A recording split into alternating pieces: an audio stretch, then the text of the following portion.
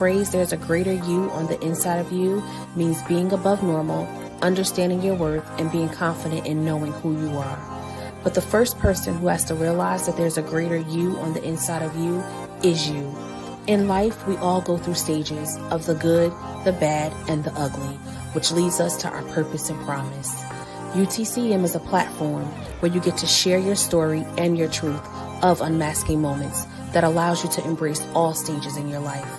UTCM looks forward to many people being able to unmask, uncover, and unveil themselves on the podcast. Thank you for watching and joining us.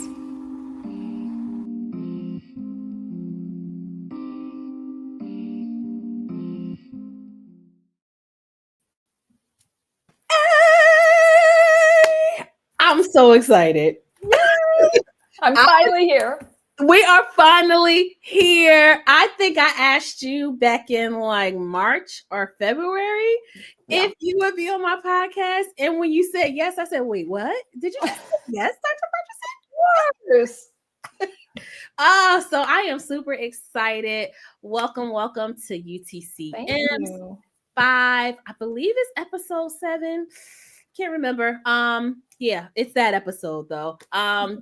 Yes, so we are celebrating and honoring mental health awareness. And this is why I chose Dr. Frederickson to come on to the podcast to kind of dive on into a lot of things that I talk about on UTCM, that I've had other people talk about, right? And kind of just give us some like evidence-based things and talk us through and help us navigate through some stuff. So I really, really, truly appreciate you, Dr. Frederickson, for your willingness to come on.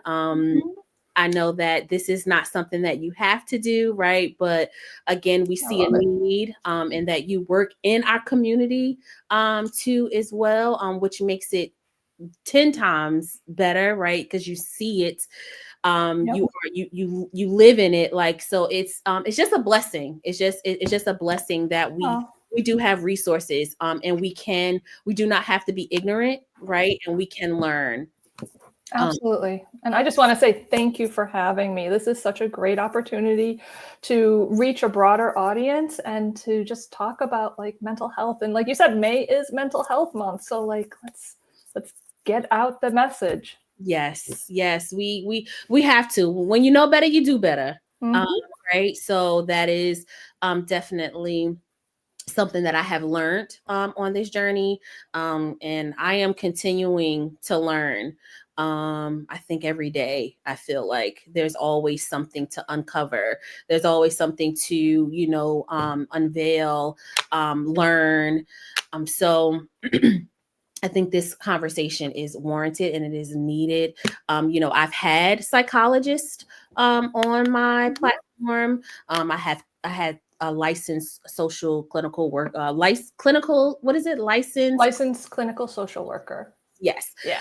I had them. I have one or two, I believe, was on my podcast too as well. So now just to hear the difference, right? But how it kind of, connects in a way. Yeah, absolutely. Right. So first thing is first, right? Dr. Frederickson, there is most likely there are people on my Facebook or in the YouTube world, right, that may not know who Dr. Frederickson is. So can you just brag about yourself a little bit, Dr. Frederickson? Okay. And you know me, that's a little hard. Okay. So I am a board certified child and adolescent psychiatrist. So that means that I am a physician who completed 4 years of medical school. I went to residency for psychiatry and got trained as a general psychiatrist, and then went on for extra training as a child psychiatrist. And that's like 3 plus another 2 years of training, right? And so I work in a hospital running an inpatient child and adolescent psychiatric unit. So this is a unit where kids who are having a mental health crisis come to get help to stabilize the crisis and get connected with treatment so that they can continue their path of healing and recovery outside of the hospital. Yeah, Dr. Frederickson, she's being really modest, guys. I just want you to know that, right? When I tell you she is dope, she is super dope. She is like one of a kind. I've learned with working. I transitioned, but when I was working in behavioral health, the psychiatry department, I've learned that it's really really hard to find a child adolescent psychiatrist. Like a lot of people don't, medical students don't necessarily, that's not really the go-to, that's not really do. It is very challenging so for Dr. Ferguson to be doing it for as long as she has been doing it, which has been almost, you said 10 years, right?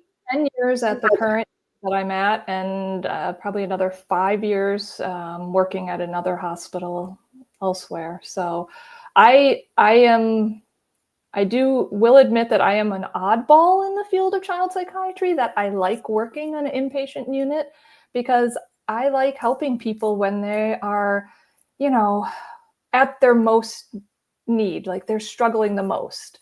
That's what I feel is fulfilling for me. But like you said, there is a shortage. There's a huge shortage. So it is, I think part of it is that, you have to want to work with kids and families, and you want to have to, do those things and understand the systems that work with kids, and whether it's schools, whether it's, religious institutions, whether it's after school activities, and then you have to understand all the systems that we wish didn't have to work with kids, but like the foster care system, the juvenile justice system, you have to be able to interface with all of those. And sometimes for some people, that is not something that they want or feel prepared to do. Yeah. Yeah. And so I was looking up something, and I'm happy because at first I was hesitant. So I just wanted to tell you guys that I've been having some technical difficulties. So usually I have everything printed out. Nothing wanted to print out for me. I couldn't even connect to my Wi-Fi, but we handled that. But this is real life, right? It really is. It really is. John. So my printer is having a whole meltdown. Like it's like, no, don't want to work. I don't want to do that. But I did find something it's not necessarily a quote, but it just talks about the psychologists versus psychiatrists. And I just kind of want to read what it says, right? So for psychologists, it says psychologists are healthcare professionals who have completed a bachelor's degree followed by extensive training in psychology with a PhD or a Psych D doctoral degree. Then it says psychiatrists are medical professionals who have a basic degree in medicine followed by a specialized 4-year residency in psychiatry, right? Psychologist main duty involves supporting people by providing psychotherapy. Psychiatrist main duty involves identifying the particular disorder. For a psychologist, they cannot prescribe medicine. A psychiatrist can prescribe medicine. For a psychologist, do not necessarily work within a hospital setting, but a psychiatrist work within hospital premises. So the psychologist, is that true? They don't really work in hospital settings? So not all of them. Most of them do not. Most of them work in outpatient settings, clinics, maybe private practices. Some of them work in schools or other areas. But they're not usually employed in a hospital setting because they're really doing therapy, and therapy requires sort of the time to form that relationship with your therapist, to really get to know them, to feel comfortable with them, to open up. And that's really more of like an outpatient kind of process. Yeah. Gotcha. All right. Let me open up my phone since it didn't want to print off for me. Right. So question for you, Dr. Ferguson, right? What is the role of a child psychiatrist, and how does it differ from a psychologist or a pediatrician? Yeah. So, the role of a child psychiatrist is really to evaluate, diagnose mental health disorders, to provide a treatment plan, and, in some situations to prescribe and monitor medications associated with the treatment of that issue. Now, sometimes we don't recommend medications, and some psychiatrists will do therapy if they're working like in an outpatient setting and they have a setup where they can do therapy, whether it's there in their own private practice or, a different kind of practice that allows them to do therapy, then they can provide therapy as well. Whereas a psychologist is not necessarily going to be, they're not going to be providing medications. They'll mostly be providing the evaluation and therapy. And then there are some psychologists who also will do like testing for like, say, intellectual or learning disabilities and those kinds of issues. But that's a kind of a subset of psychology. Right. And then so sometimes, because I remember before when I started on my journey, and wanting to do therapy, like I didn't really understand the difference. Right. And it was always so then when I finally did learn it, it was just like, okay, so the psychologists, they cannot prescribe you any medicine, right, but the psychiatrists, they can. Now, do you or have you worked really closely with a psychologist before? Oh, yeah, absolutely.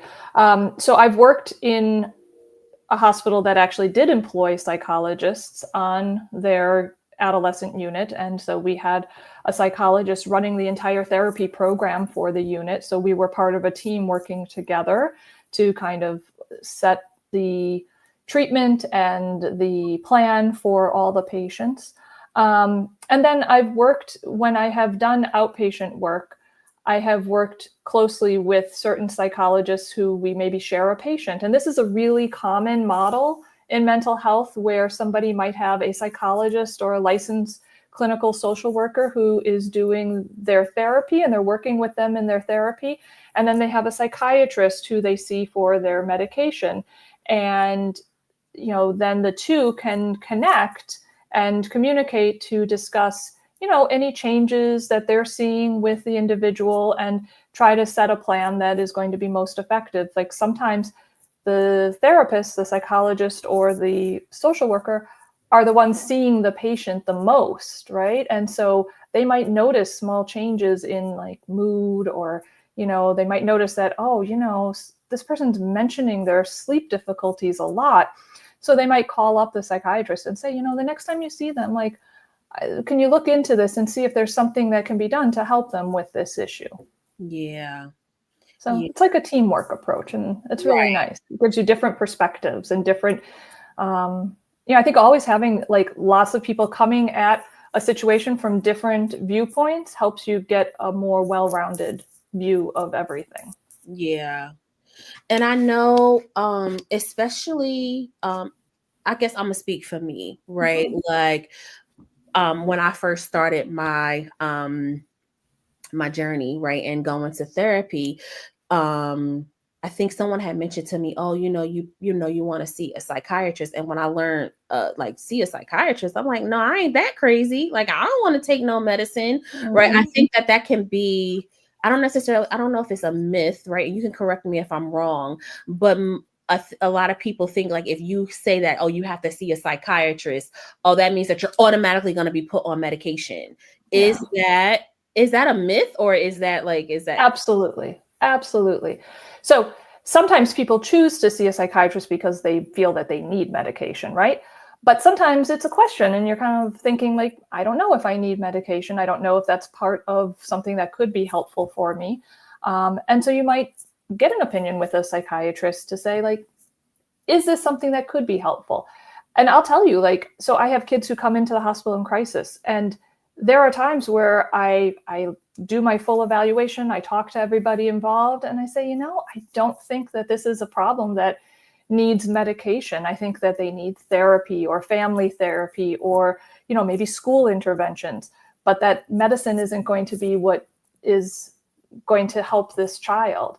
And I think some people are a little shocked when they hear me say that, because they think psychiatrists, oh, they're just a pill pusher. Yeah. We're really not. And particularly with children, I think many of us who are child psychiatrists really are careful and very thoughtful about medication because we're dealing with young developing brains. And so we want to make sure that if we're doing something, it is in the best interest and that has the best chance of helping this child to fully grow and develop the best way that they can.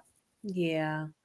And so that's good, right? Because I think there's a huge misconception Absolutely. that a psychiatrist, oh, they only just want to give me medication, when that is not necessarily the case. No. And I've learned that, with working in the psychiatry department, I learned that's just not like, that's not your first go-to. Like, that's not what you guys want to do, right? You want to hear the person as an individual, right? At the end of the day, like, because of what we see, sometimes you have to medicate, right? Because sometimes, there are certain things it's not going to respond or get better without medication. But there's a lot of times where, even if I think medicine could be really helpful, if a family that's not the route that they want to go right now, I never want to push people away from mental health. So I'm never going to be the person that says, you must do this, right? That's not a team approach. Right. And part of why I do what I do is because I love a team.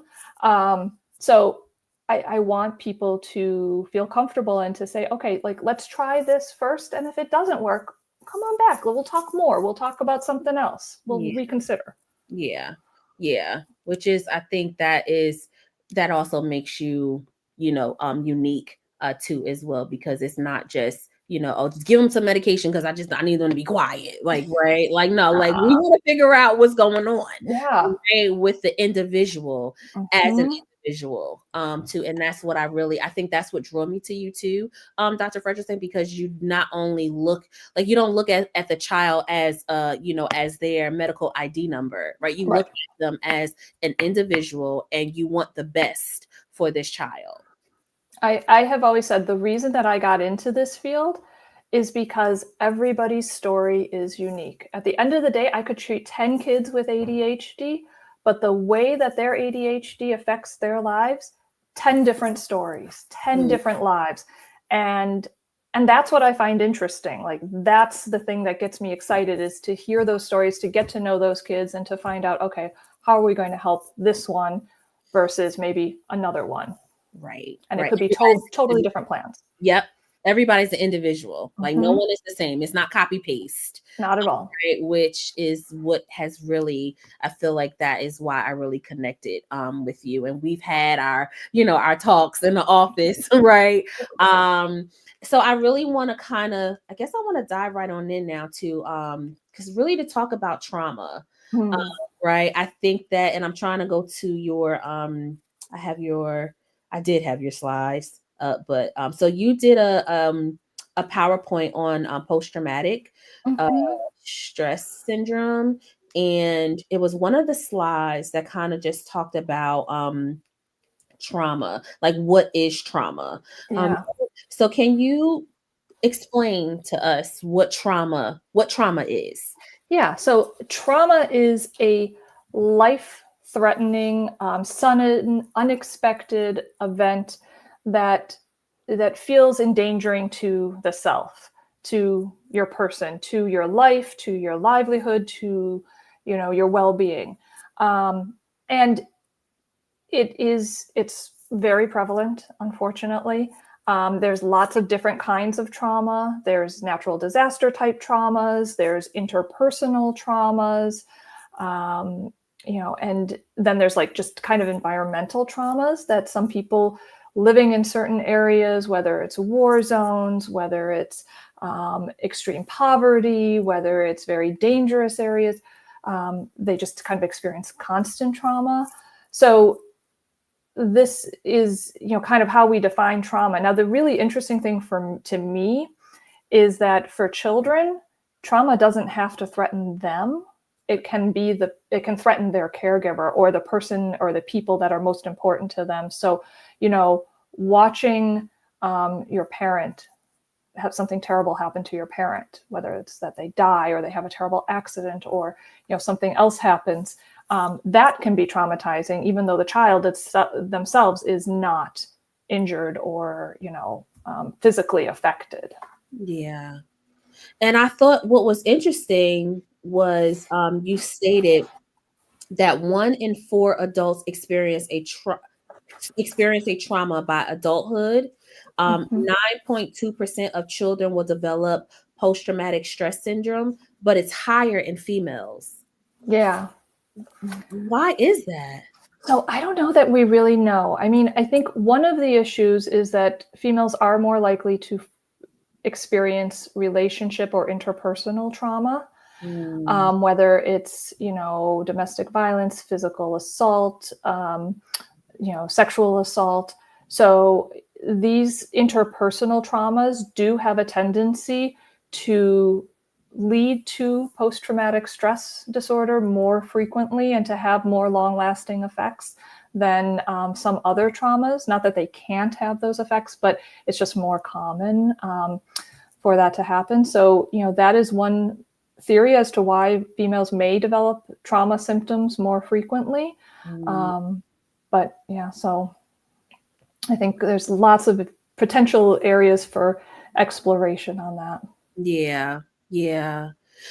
And I know, so you'll hear a lot, right? And I've been trying, we've had this conversation too. I've been really trying to make sure that I'm not just using this term so freely, like, oh, I'm triggered, or, right. I do this because of my trauma. Can you kind of explain the difference between, I know you just gave us, you broke down what trauma is, but what's the difference between a trauma and a trigger? Yeah, so trauma is the event that happened, right? Whatever that event was. And then a trigger is something that reactivates your feelings or your thoughts about the trauma. So a good example is like somebody who has been physically attacked. They may then have a trigger where if somebody or touches them suddenly, taps them on the back, that may trigger their response. And people have lots of different responses to trauma, but that can trigger their response and kind of get them reacting in a certain way. Gotcha. Because I know, and I just, because I felt like being on a healing journey, right? I don't necessarily want to say like I was using it as, I guess, like a coping mechanism a little bit, like to maybe not even deal with certain things, like, oh, I'm triggered, so I can't talk about it, right? Like when that's not necessarily like, if you're triggered by something, then you should kind of like try to get to the root of why are you being triggered. Yeah, absolutely. So I that hits on a really good point. Like you can't just avoid triggers, because ultimately what happens is you start avoiding more and more and more.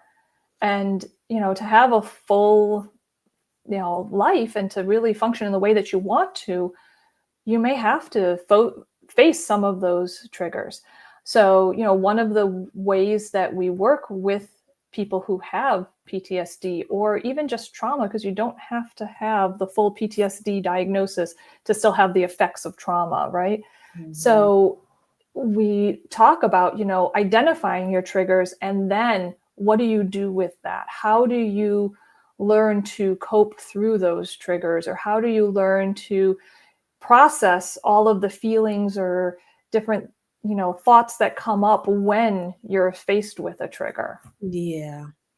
And that is an important piece to it too, right? Because at the end of the day, like if you experience, being triggered, most likely it will happen again. And you suppressing it or tucking it away or not wanting to deal with it doesn't do anything but make it a little worse. Yep. Yeah. I always say feelings want to be heard. And so your inner feelings want attention. And if you don't get it out somehow, they're going to come out sideways. So they're going to come out some other way, whether it's in behaviors, whether it's in your functioning, whether it's, other situations, but they're going to find a way out. So it's best to try, if you can, to start working with somebody and trust them enough to start to open up about those triggers and how to process those feelings. Yeah. So as like, I'm like sitting here and I'm like feeling like, am I like 10 or 12 right now? Like Dr. Frederickson is my psychiatrist. But do you, especially, in the hospital setting, right? Where you work, do you notice a lot of the children that come in, are they triggered by parents, family members, guardians? They can be triggered by a lot of different things. So sometimes it's family interactions that are triggering for them. Sometimes it's school or peer situations. Sometimes, depending on what kind of traumatic experience they've been through, it could be as simple as, a color, a scent, just, something that you just wouldn't even think of. But for them, that brings up a memory. It brings up a feeling or a thought, and that, can cause a lot of distress for them. And, I think trauma and the effects of trauma often goes unrecognized. So we have kids who come in and, they've been diagnosed with all these diagnoses. And I go, well, is there a history of trauma? And so many times I find out, well, yeah, oh, this happened when they were younger, or this happened, they've been through this. And, a lot of times if we can kind of unpack that and start to see the patterns, we can start to say, okay, you know what? Maybe they don't have this laundry list of letters and syndromes and all this, and maybe this is trauma. Wow. So, wow. And it's crazy because, right, like especially a lot of people in my generation, I feel like because it was more so of, we were kind of in the era of, stay in a child's place, or you don't say anything, or if things happen to you, you keep it in the household, and right, so you have all these things like stuffed and packed away, until now you go into adulthood too, right? So now even with you treating children as they become adults, you see them, do you find it that they the suffering, I don't want to call it suffering, but that's the only word that I can think of right now, like it kind of it gets more challenging? So yes, I think, the longer that it goes on untreated and unhelped, and sometimes I think, like, we always think about treatment as treatment, but sometimes it's just, recognizing it and getting somebody to listen and hear what you have to say that's so important. Without getting help, it just tends to kind of snowball. There are some people who can sometimes pack it away and not deal with it. Kind of like you said, like, that old school mentality of, okay, well, that happened in the past, I'm not going to deal with it. But there's a lot of people who that's a really big struggle, and it really impacts them in so many different ways. Yeah. And then, so I know also too, when we would have our meetings, I know the biggest thing was like just having those extra resources available for children. Like, do you find, is that still a real big challenge with those, like, after they have done their treatment in inpatient, now is that, the care afterwards, like, what does that plan look like? Is that a big challenge? It is a big challenge, absolutely. So finding people who are trained to help children, that are in the community, can be a resource. And this goes across all different treatment modalities, right? It's not just child psychiatrists. Like, there is a huge shortage of child psychiatrists, but there's also a shortage of child therapists. And so having people available that we can refer families to say, hey, this is a resource that can help you to work through this trauma or to work through this mental health challenge right now. And then if they have extra needs beyond just sort of a basic therapy need, if they need substance abuse treatment or, very specialized treatments, then that is also a struggle. So, and I think this is a struggle that probably was always brewing for many, many years, but then the pandemic just brought it all out, right? Because we saw so many people all of a sudden saying, whoa, I am really struggling. And the resources just weren't there. Yeah. Yeah. So. You know, for me, right, just like being in the world just for that little bit of time that I was, right, for the year that I was there, the child unit was always a unit that, you know, really touched my heart. Right, like if I would hear a child, you know, having an episode, right, it would just like it would break my heart, because now my automatic like thought process was like, wow, like, you know, like did something happen to them to the reason why they are having these, you know, these episodes.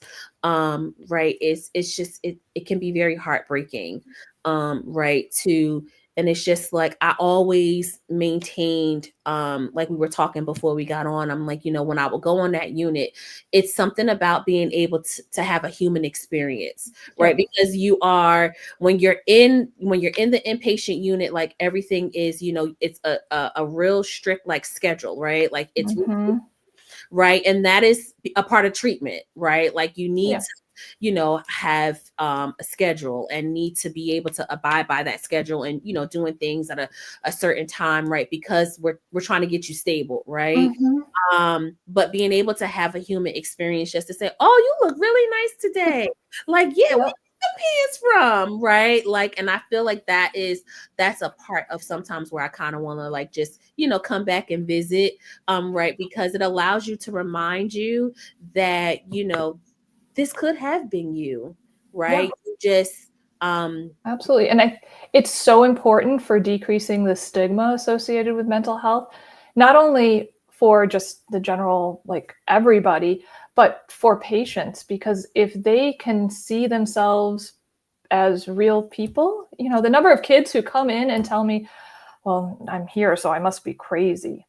And I always say that is the C word to me, because it's so judgmental. It's so like, what does that mean? Crazy. Like, no, you're having a struggle. You're having a crisis. You're having, you know, a depression. You're having anxiety. Like, let's address that. But to be treated like any other human, to be treated like a person, is so important, because they need to see that, you know, they're not broken, they're not damaged, they're human, and they're going through a struggle, and they're going to get better. Yeah. Yes. And I feel like it gives hope, right? That they're, you know, that you can, right? You do not have to be defined by your diagnosis, Absolutely. right? As long as you are willing to take the steps. But I know that can also be challenging too in itself, right? Because now when you're dealing with children, you're dealing with guardians and parents and the state and all that too as well. Do you find that sometimes, you know, working with the children, you know, and making sure that you are individualizing their treatment plan, but it can be challenging because of the parents like, no, I don't want to do that, right? And they're against everything. Like, how do you work? Like, what is your workaround with that? So I really try to take the approach of, first, tell me about your child. Tell me, like, what was your child like before this issue started? What have been the struggles now? And what do you want to see happen, right? Like, I can't just say to you, this is what should happen, because that's not, you don't know me, right? They just met me. They just came into the hospital. So like, let's work together. Let's come up with a plan. You know, sometimes it does require a lot of work in helping families and parents and caregivers understand what the issue is that's going on. And you know, because of stigma, because of sometimes a lot of denial and a lot of like, you know, not my child. It's scary to think that your child is going through a crisis, right? So I really try to break it down and help them understand what's going on. What does, you know, the evidence tell us about what is the best approach to helping this child? And then, what are you open to? What are you maybe a little reluctant towards? Right. How can we help you to move in a direction that's positive for you and your child? Yeah. Being honest really is what it sounds like, right? But also making sure that they're letting them know that they're a part of this plan. Yes. Right. And it's Exactly. not like, oh, because they're here, it's my way, or right. Because you're never going to get anywhere with that my way or the highway approach, right? It's only going to turn people off to mental health. And, there's so many reasons why there's stigma with mental health, but one of them is there's a history of sort of medicine dictating to people, this is what you have to do. Yeah. And, that's never going to help people get better. So you want people to be part of the team. And I want families to feel like they have a role in this and that they can make those decisions for their children. Yeah. Yeah. And I know that can be a challenge in itself, because sometimes you'll get those families that are like, they're all in. They're like, all right, Dr. Frederickson, like, we're here, right? And I trust you. Then you get the other families that are like, I don't know who you are. I don't trust you. I don't like you. Right. Like, I don't. So that I know also too can just be a challenge in itself. Yeah. But I kind of like that challenge. I like trying to figure out, okay, what is the area where we can be in agreement? Like, maybe it's that you want your kid to get back to school because they haven't been going to school lately. Okay, I agree with that. Like, let's figure out what's going to do that. Maybe you don't agree that your child is depressed or has ADHD. We can work towards that, but let's just work on what's going to help your kid get back to school. Yeah. And maybe there are certain steps, there are things that we can help you connect with that are going to help your kid get back. So there's lots of different things that we can do and help with. And like I said, I never want to be the person that says it's my way or the highway. The only time I'm going to do that is if I think that a child's life is in danger. Yeah. So. Yeah, mental health is real. It really, really is real. And again,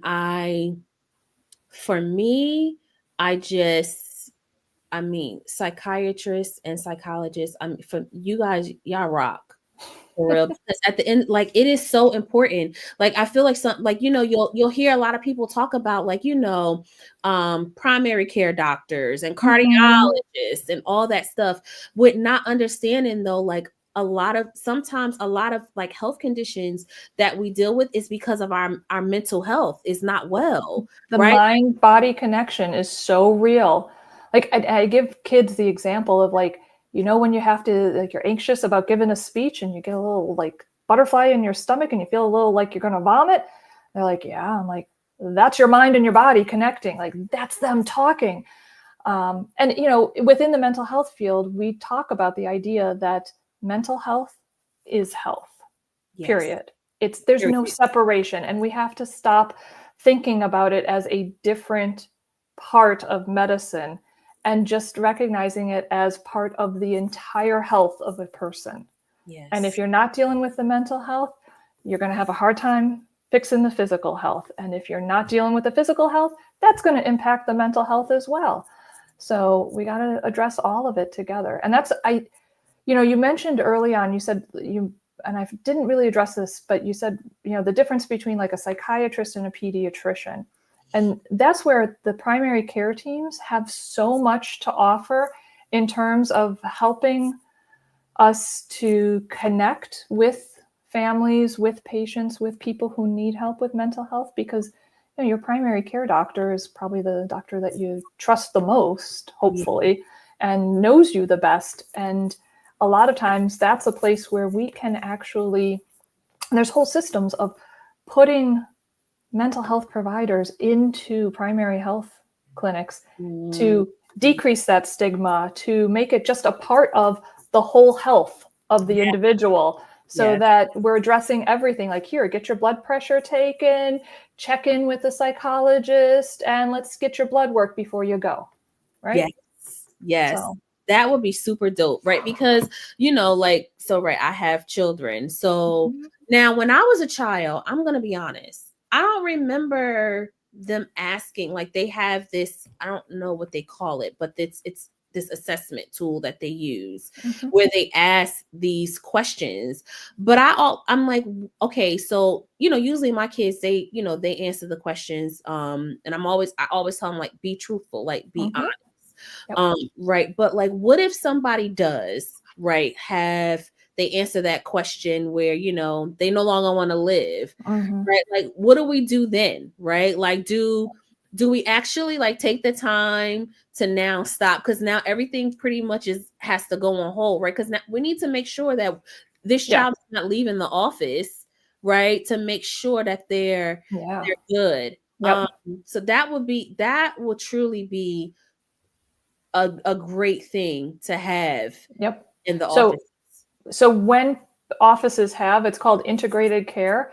So when they have integrated care in place, like the psychologist, the social worker can come in and assess what's going on and determine, like, is this something that we need to be worried about right now? And this is a safety issue and this child really needs to be in a safe environment to stabilize? Or is this something where, now we need to connect them with some mental health services? Maybe it's not that they're going to do something to hurt themselves right now. They've had these thoughts in the past, but maybe, they're struggling with something and we're going to connect them with the right help. So that's the ideal. Now, there's pediatricians who do take that extra step and ask those questions and figure it out. And sometimes they also will refer them for mental health evaluation just to kind of make sure that they're catching all the bases and making sure that this child really is safe. Yeah. I like that. That was actually one of my questions, right? Like, how do you typically collaborate, with the pediatricians and all that? So, like, even with them being inpatient, right? Like, do you this is the part that I really don't know, like the clinical part of it, right? Like,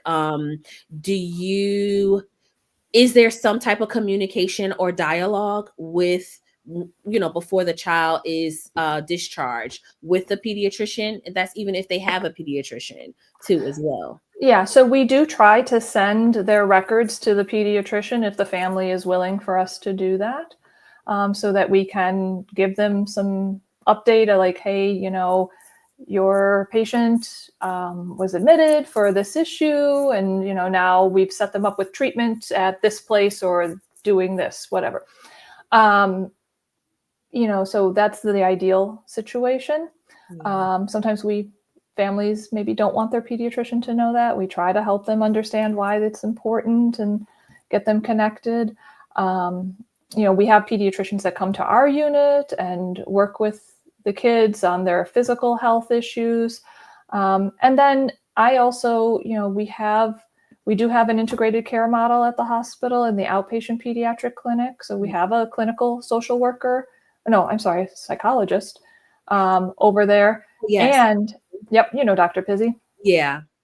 And we also, I provide a lot of education to pediatricians, because when we talk about that shortage of child and adolescent psychiatrists, one of the ways that we can help kids and help more kids is to educate the pediatricians on how to identify some of the more common mental health issues that can be treated in a pediatric office, and then how to treat them. So I do a lot of education with the pediatricians. They all have my phone number, ready and able to call anytime they have a patient and they're like, hey, Dr. Frederickson, I have this patient with ADHD and I think, the family is willing to try medication. Like, what should we do? And, then I can guide them so that we can reach more families. So it's funny that you mentioned ADHD, and someone had also, I think in the comments too, had mentioned about needing more resources, especially in the schools regarding ADHD. Like, so that is huge, right? So, like, what would be your advice, to a parent, who is saying that the school is saying, well, I guess they did an evaluation. I don't necessarily know, like, how it all works when it comes to, how they would do it, right? But what would be your advice to a parent that the school is telling them, like, oh, your child's been evaluated, they have ADHD, right? And we're going to put them on this medication, right? Like, does it just, I think that's the myth that as soon as you have ADHD, you need to be put on medication. So, and one, the school can't tell you to put your child on medication, and they shouldn't. That's not their role, right? But I hear that all the time. Like, the school told me I have to put my kid on ADHD medication. I'm like, whoa, let's back up. What can the school tell you, right? But if, let's say the school is saying, like, we're noticing a lot of signs of ADHD. The first step should be to go to your pediatrician, okay? And the pediatrician can do some basic assessments. There's some rating scales that could help them determine, does this seem like if it's ADHD? And then they can talk to you about what are the options, right? If they feel like it's something that is beyond their training, they can refer to a child and adolescent psychiatrist, to a social worker or psychologist, to determine, what kinds of treatment might be most effective. The reality is, and that myth is slightly true in the sense that the most effective treatment for ADHD is medication, like by far, beats out therapy every single time. But therapy has a role as well. And so therapy can be, teaching different kinds of organizational skills, different kinds of attentional skills, maybe working with the school to have a special plan. There's things called like a 504 plan, which allows for kids to have, certain accommodations that allow them to, be successful with their ADHD. And sometimes it's about working with families. Like, sometimes the way that you talk to your ADHD kid is not going to be the same as your non-ADHD kid. And as a mother, I learned that real quick. I was like, okay, I got to change that up. Yes. So, and those aren't natural parenting skills, right? Like, those are sometimes things that you have to, like, sit down and go over with somebody and go, oh yeah, hey, I hadn't thought of that. So, it's your pediatrician should be your first stop to, kind of help you decide how you want to approach the situation. Yeah.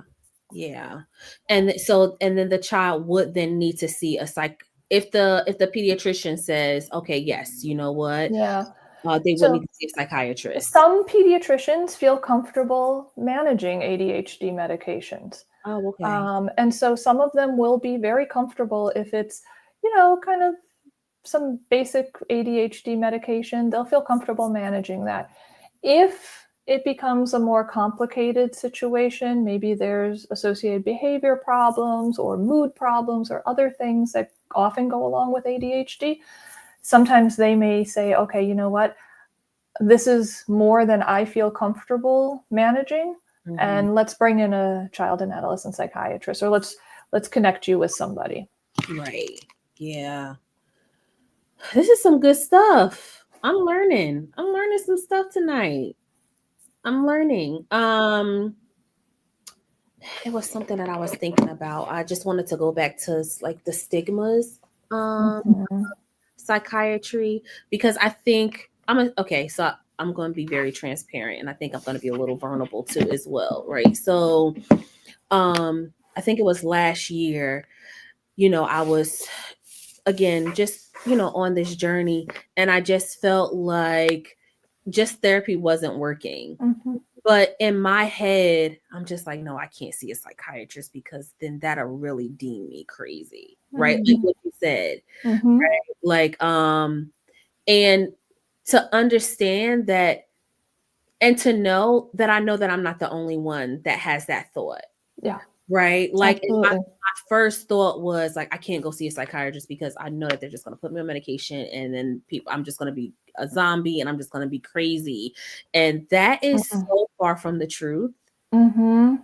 Like, it's okay for you to go and like if you got to go to the doctor and you got high blood pressure, you got to take blood pressure medication, right? Yeah. Like, It's the same way. It's the same thing. With blood pressure medication, if it's making you feel sicker, it's not the right medicine for you, and you got to try something else, right? So like when families or people say like the medicine makes me a zombie, I'm like, that's, you can't function like a zombie. Like, okay, we got to find something else. We got to do something different, right? And there's so many options nowadays, and everybody's response is so unique that it is so worth just having those conversations and being honest with the doctor that you're working with to say like, hey, like, you know, I'm nervous about these potential side effects. I'm nervous that I'm not going to feel like myself, that it's going to change my personality. And, you know, helping to find the right medicine and the right combination. Sometimes it's a single medicine, sometimes it's combination medicine. And being honest when this one is not working, I don't like the way it makes me feel. Okay, let's try something else, right? Yeah. Good psychiatrists should always be willing to hear that. Yes. And it's so in the culture, African American culture, I don't think that a lot of people know that it's okay to go back to the doctor if the medication is not working. Like, or if it's making you feel, you know, a certain type of way. Because then what happened is like, oh no, I'm not taking that. I'm not taking that medication. That doesn't help though. Right. No, because like it can't work if you don't take it.